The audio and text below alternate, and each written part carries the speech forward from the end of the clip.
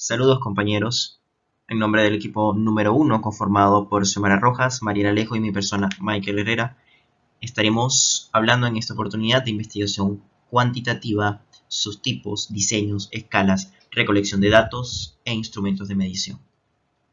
La investigación cuantitativa, conocida también como metodología cuantitativa, es un modelo de investigación basado en el paradigma positivista, cuyo propósito es hallar leyes generales que expliquen la naturaleza de su objeto de estudio a partir de la observación, la comprobación y la experiencia. Esto es, a partir del análisis de resultados experimentales que arrojan representaciones numéricas o estadísticas verificables. Este tipo de enfoques ha sido ampliamente utilizado en las ciencias sociales con el propósito de minimizar la subjetividad en el estudio de los fenómenos humanos, justificar la validez de sus conclusiones y gozar del mismo prestigio que tiene la ciencia. Es por ello que tanto los estudios científicos positivistas como la investigación cuantitativa aplicada a las ciencias sociales se centran en la importancia de la medición y toda clase de datos cuantificables. Según Tamayo en el 2007, la investigación cuantitativa consiste en el contraste de teorías ya existentes a partir de una serie de hipótesis surgidas de la misma, siendo necesario obtener una muestra ya sea en forma aleatoria o discriminada, pero respectivamente de una población o fenómeno objeto de estudio. En los tipos de investigación, según Arias 2006, se clasifican por el grado de profundidad con que se elabora un fenómeno u objeto de estudio, siendo estos la investigación exploratoria, la investigación descriptiva y la investigación explicativa. En la investigación exploratoria afectúa sobre un tema u objeto desconocido o poco estudiado, por lo que el resultado constituye una visión aproximada de dicho objeto, es decir, un nivel superficial del conocimiento. La función de la investigación exploratoria es descubrir la base y recabar información que permita, como resultado, el estudio de las formulaciones de una hipótesis. Un ejemplo que se puede dar para la investigación exploratoria son los estudios sobre la ingeniería inyectiva de tejidos con los que se pretende sustituir a los tradicionales trasplantes de órganos. La investigación descriptiva consiste en caracterizar un hecho, fenómeno, en individuos o grupos con el fin de establecer su estructura de comportamiento. Esta tiene dos vertientes, la medición de variables independientes y la investigación correlacional. En las variables independientes observa y cuantifica la modificación de uno o más características en un grupo. ¿Okay? Tales variables aparecen enunciadas en los objetivos de investigación. Un ejemplo para ello sería la determinación de la tasa de deserción escolar.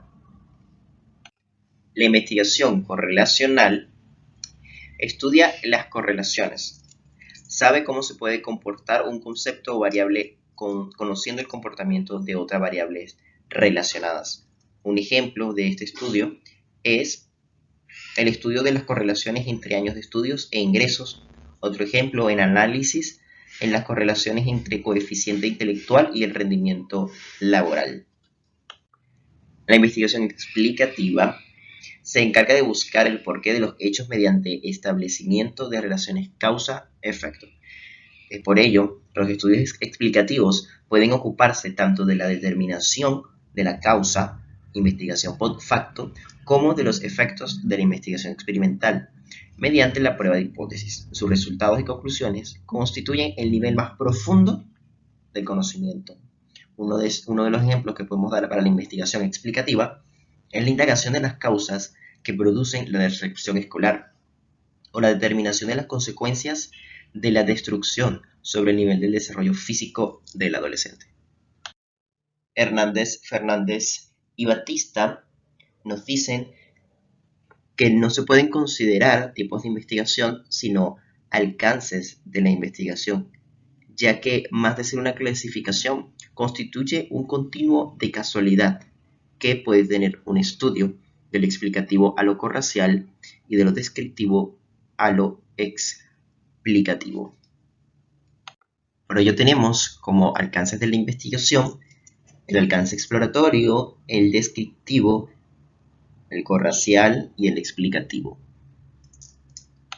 Para Hernández Fernández y Batista, la investigación exploratoria por lo general antecede a todas las demás investigaciones.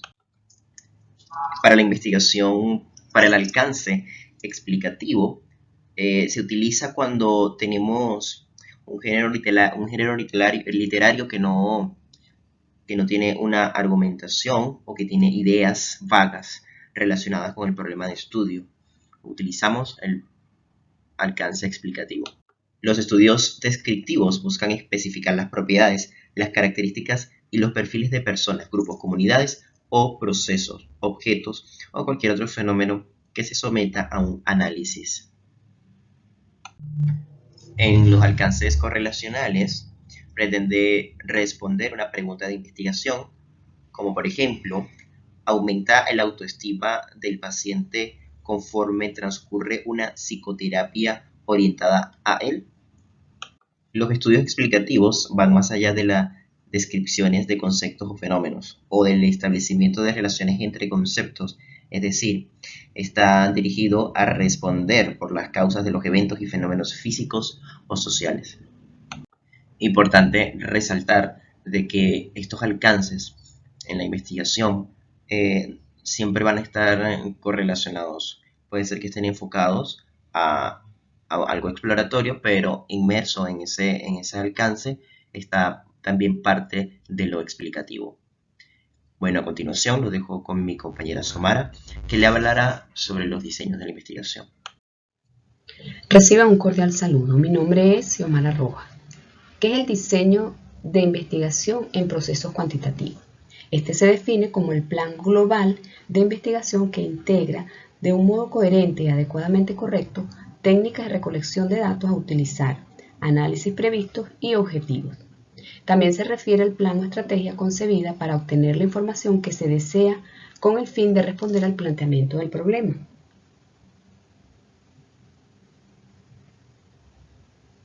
En el caso del proceso cuantitativo, el investigador utiliza su diseño para analizar la certeza de las hipótesis formuladas en un contexto específico o para aportar evidencia respecto de los lineamientos de la investigación.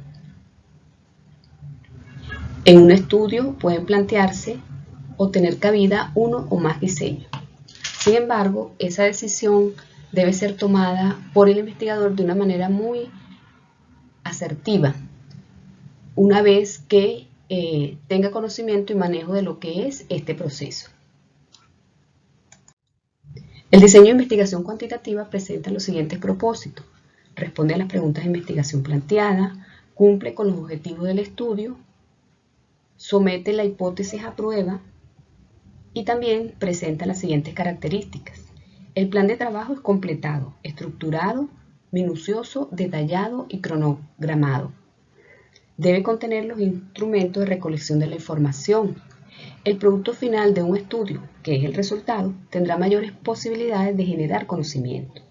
No es lo mismo seleccionar un tipo de diseño que otro. Cada uno presenta distintas características. Los diseños se dividen o se clasifican en experimentales y no experimentales. Los experimentales se subdividen a su vez en experimentos puros, cuasi experimentales y preexperimentos. Los diseños experimentales tienen dos acepciones muy particulares, una general y otra particular. La general se refiere a elegir o realizar una acción y después observar las consecuencias. La esencia de esta concepción de experimento es que requiere la manipulación intencional de una acción para analizar sus posibles resultados. En el caso de lo particular, esta se refiere a un estudio en el que se manipulan intencionalmente una o más variables independientes para analizar las consecuencias que la manipulación tiene sobre una o más variables dependientes, dentro de una situación de control para el investigador. En los diseños experimentales, el preexperimental tiene grado de control mínimo. Los cuasi experimentales implican grupos intactos. Los experimentos puros, manipulación intencionada de variables independientes, medición de variables dependientes, control y validez, dos o más grupos de comparación, participantes asignados al azar o emparejados. Este tipo de diseños se maneja desde aspectos más profundos. Sin embargo, aquí vamos a tocar pequeñas características de cada uno de ellos, invitándolos, por supuesto, a ustedes a profundizar un poco más para conocer este tipo de diseños. En el caso de los no experimentales, estos se definen como la investigación que se realiza sin manipular deliberadamente variables, es decir, se trata de estudios en los que no se hace variar en forma intencional las variables independientes para ver su efecto sobre las dependientes. Lo que hacemos en la investigación no experimental es observar fenómenos tal como se dan en su contexto natural para analizar. Los diseños no experimentales se subdividen por el número de veces que se recolectan datos en transaccionales y longitudinales. Los transaccionales o transversales presentan la siguiente característica: recolección de datos en un único momento. Y sus tipos son exploratorios, descriptivos, correlacionales, causales. Cabe destacar que la investigación no experimental también se conoce como investigación ex post facto. Son hechos y variables que ya ocurrieron y observa variables y relaciones entre estas en su contexto natural. Los diseños no experimentales transaccionales realizan observaciones en un momento único, cuando recolectan datos sobre una área sin ideas, prefijadas y con apertura, son más bien exploratorios. Los diseños transaccionales, en su modalidad causal, a veces se reconstruyen las relaciones a partir de las variables dependientes, en otras a partir de las independientes y en otras más sobre la base de la variabilidad amplia de las independientes e independientes.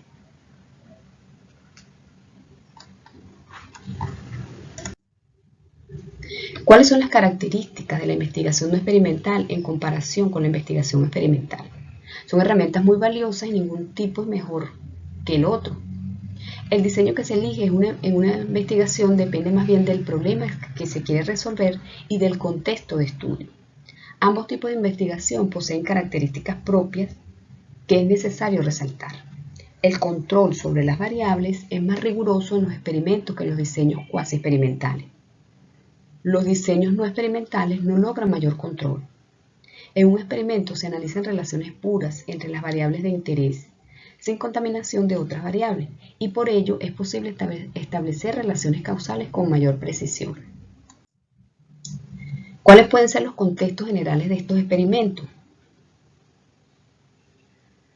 Los experimentos de laboratorio y los experimentos de campo. En el caso de los experimentos de laboratorio se realizan en condiciones controladas. El efecto de las fuentes de invalidación interna es eliminado.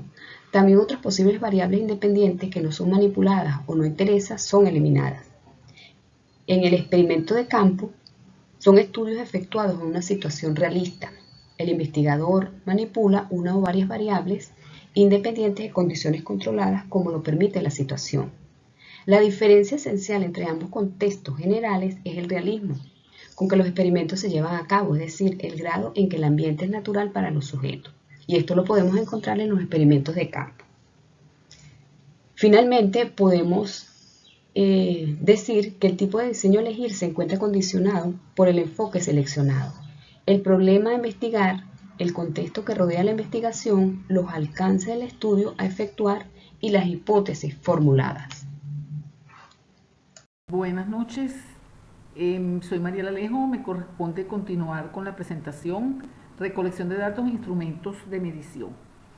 Antes vamos a repasar rápidamente algunos conceptos. Medir es asignar números, símbolos o valores a las propiedades de objetos o eventos de acuerdo con reglas. Estos números no se asignan a objetos sino a sus propiedades. Técnica es la estrategia, el procedimiento o conjunto de procedimientos que sigue el investigador de forma sistemática para obtener la información que necesita. Toda técnica prevé el uso de instrumentos de aplicación. El instrumento es el material que permite recoger, registrar la información de acuerdo a los objetivos definidos. Por ejemplo, si la técnica es la encuesta, el instrumento es el cuestionario. Recolectar datos significa aplicar uno o varios instrumentos de medición para recabar la información pertinente a las variables del estudio o a la muestra. Los datos objetivos, la recolección de datos implica saber cuáles son las fuentes de las que se van a obtener esos datos. Es decir, si esos datos los van a proporcionar las personas o están en archivo, por ejemplo. ¿En dónde se localizan esas fuentes? Generalmente en la muestra que hemos seleccionado. ¿A través de qué instrumentos se van a recolectar? Por ejemplo, bueno, a través de un cuestionario o a través de una escala. Implica que el instrumento sea confiable, válido y objetivo y que estemos claros en cuál será el tiempo para recolectarlos. Hablemos del cuestionario. El cuestionario es la herramienta específicamente diseñada para la administración de preguntas organizada en escalas o índices. La objetividad del cuestionario está en producir datos cuantitativos para su tratamiento y análisis estadístico, preguntando de manera estructurada a un conjunto determinado de personas que representan una población determinada. Los tipos de cuestionarios. Tenemos cuestionarios aplicados mediante una entrevista personal. Una persona, por supuesto, o el investigador debidamente entrenado o preparado que conoce la investigación, reúne a la muestra o a la cantidad de personas, aplica el instrumento, le da las instrucciones y va respondiendo, es él quien va respondiendo. Cuestionario aplicado mediante entrevista telefónica, la única diferencia es utilizar el teléfono. Cuestionarios autoadministrados en grupo con presencia de un entrevistador. En este momento, aquí en este caso, en este tipo, el cuestionario lo va a responder, está la presencia del entrevistador, pero lo responde el entrevistado y si tiene alguna duda, pregunta al entrevistador. Y cuestionarios administrados o enviados por correo. Ahí también la diferencia es que el cuestionario se envía por correo. Tipos de preguntas. Los tipos de preguntas tenemos las abiertas y las cerradas. En las preguntas abiertas son las que ofrecen opciones de respuesta, las que no ofrecen opciones de respuesta, sino que le dan la libertad al encuestado de responder lo que él quiera de manera independiente. ¿Okay? Por ejemplo, ¿qué actividades realizó durante el último cargo que desempeñó? Ahí le dan la libertad de él poder detallar esas actividades. En las preguntas cerradas están las dicotómicas, que es cuando se ofrecen solo dos opciones de respuesta. Por ejemplo, ¿tiene usted vivienda propia? Sí o no. Las de selección simple, que es cuando ofrecen varias opciones de respuesta. Por ejemplo, ¿qué música prefiere? ¿Qué tipo de música prefiere? Y le mencionan 4 o 5 tipos de música para que él seleccione una. Y la mixta, que es la que combina preguntas abiertas, diseño y administración de un cuestionario. Independientemente del tipo de preguntas, hay una serie de características que deben cubrirse o deben cumplirse para elaborar un cuestionario. ¿Con qué fin? Con el fin de evitar sesgos o evitar errores. La primera es: los ítems deben estar relacionados con las preguntas de investigación. Evidentemente los ítems que nosotros vamos a diseñar deben estar relacionados con las interrogantes, con los objetivos, con todo lo que yo vengo trabajando.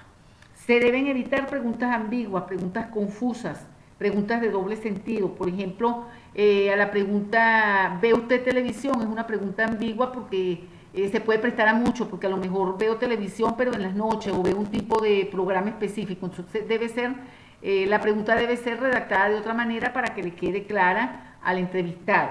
Las preguntas deben ser breves. Las preguntas largas suelen ser tediosas, ¿verdad? Las preguntas largas suelen fastidiar, toman más tiempo y distraer al participante. El vocabulario debe ser simple, directo y familiar. En este caso se debe tomar en cuenta la población a la que va dirigido. Por supuesto, si vamos a elaborar un cuestionario para niños de 8 años, el vocabulario es distinto, la redacción es distinta a un vocabulario para jóvenes que están en 5º año de bachillerato o para cursantes de un doctorado. Las preguntas no deben ser incómodas, no deben ser percibidas como amenazantes. Generalmente hay temas como la homosexualidad, como el SIDA, la prostitución, o preguntas como ¿cuándo fue la última vez que usted consumió algún tipo de bebida alcohólica? Ese tipo de preguntas tienden a incomodar al entrevistado. Evaluar las alternativas de respuesta. Algunos tipos de preguntas son únicamente para respuestas de sí y no, y otros tipos de preguntas son únicamente para respuestas de selección. Entonces eso es muy importante. De repente si, por ejemplo, ante la pregunta que les decía hace rato, ¿tiene usted vivienda propia? Evidentemente ahí está claro que las alternativas son dos y no podemos colocarlas en siempre, casi siempre y algunas veces. Las preguntas deben ser no tendenciosas, es decir, no deben inducir a la respuesta, ¿verdad? Por ejemplo, ¿considera usted que fulanito de tal es el mejor candidato y el que mejor nos representa? No debe, ahí es tendenciosa, ¿verdad? Induce a la respuesta, no debe ser tendenciosa. Las preguntas deben ser referidas a un solo aspecto, ¿verdad? Por ejemplo, preguntas combinadas. ¿Acostumbra usted a ver televisión y a escuchar radio? No, porque es probable que yo solo vea televisión y no escuche radio. Entonces, al tener las dos juntas, me va a limitar la respuesta. En este caso, las debo... Escalas para medir actitudes. Las escalas son instrumentos que se utilizan para determinar diferencias de grado de intensidad respecto a un objeto actitudinal. Una actitud es una predisposición aprendida para responder consistentemente, favorable o desfavorable, respecto a un objeto. Las actitudes están relacionadas con comportamientos que mantenemos en torno a objetos que hacen la diferencia. La medición de actitudes se utiliza para medir percepciones, lo que se percibe, ¿verdad? Especialmente en lo que es la investigación social y, por supuesto, están relacionadas con el comportamiento. Los métodos más conocidos para medir las actitudes son la escala de Likert, el diferencial semántico y el escalograma de Goodman. En el caso de la observación es una técnica. ¿Okay? La escala de Likert es un conjunto de ítems presentados en forma de afirmaciones o juicios aplicada de manera autoadministrada o por un entrevistador, ante los cuales se pide la reacción de los sujetos a lo que se les administra. Los ítems se presentan redactados como una afirmación. Las afirmaciones califican el objeto de actitud que se está midiendo. No deben ser redactadas en más de 20 palabras. Deben ser afirmaciones cortas. Los puntos de la escala son de 5 e indican cuándo se está de acuerdo con la afirmación. A cada punto se le afirma un valor numérico y cada escala se considera que todos los ítems deben tener igual peso. El sujeto obtiene una puntuación por cada afirmación y después va a obtener una puntuación total porque se suman todas las puntuaciones que obtuvo en cada afirmación. El objeto, por ejemplo, un objeto de actitud medible sería el voto. La afirmación sería: votar es una obligación de todo ciudadano responsable. Entonces allí las respuestas son muy de acuerdo, ni de acuerdo ni en desacuerdo y muy en desacuerdo. Entonces estas afirmaciones que les acabo de mencionar tienden a evaluar o a ver lo favorable o positivo o lo desfavorable o negativo. El diferencial semántico es una serie de adjetivos extremos que califican al objeto de actitud ante las cuales se solicita la reacción del participante. También puede ser autoadministrado. Él va a marcar la categoría que describe mejor su reacción o la que considere conveniente. La escala oscila entre 1 y 7 y las respuestas se califican de acuerdo con una codificación. Por ejemplo, el pasticho que probó, ¿verdad? Ahí se colocan los extremos. El pasticho que probó fue sabroso y después tiene 6 guiones o 6 espacios y el último es desabrío. Es decir, ahí les estamos colocando los adjetivos extremos, de sabroso a desabrío. Entonces, de acuerdo a cómo la persona lo haya percibido, va a llenar uno de esos espacios en blanco. Por eso lo llaman adjetivos bipolares. El escalograma de Goodman se fundamenta en afirmaciones o juicios. Los participantes deben emitir su opinión seleccionando uno de los puntos. A diferencia de la escala de Likert, las frases tienen diferentes intensidades. A cada categoría se le asigna un valor numérico. El participante obtiene una puntuación respecto a la afirmación y al final de una puntuación, como en la escala de Likert. Es decir, se basa en el principio de que algunos ítems indican en mayor medida la fuerza o la intensidad de la actitud. La observación es una técnica, como les dije. Consiste en visualizar o captar mediante la vista en forma sistemática cualquier hecho, fenómeno o situación que se produzca en la naturaleza o la sociedad. Los tipos de observación. Tenemos la simple o no participante. Es la que se realiza cuando el investigador observa de manera neutral sin involucrarse en esa realidad. La participante, en este caso, el investigador forma parte del observado, se involucra. La estructurada, que es la que, además de realizarse en correspondencia con los objetivos, el investigador utiliza una guía diseñada para colocar lo que está observando. Y en la no estructurada es libre, no hay una guía y él va registrando lo que observa.